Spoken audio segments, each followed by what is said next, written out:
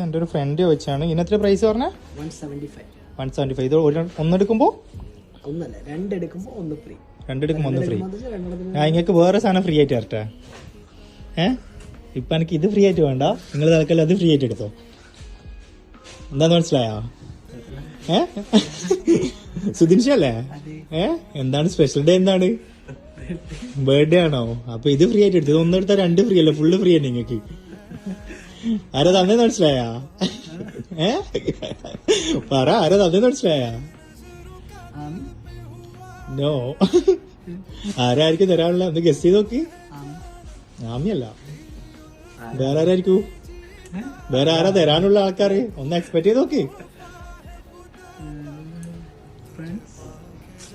ഒരു brother and sister ഉണ്ടല്ലോ നിങ്ങൾക്ക്. ഫാത്തിമാരാ?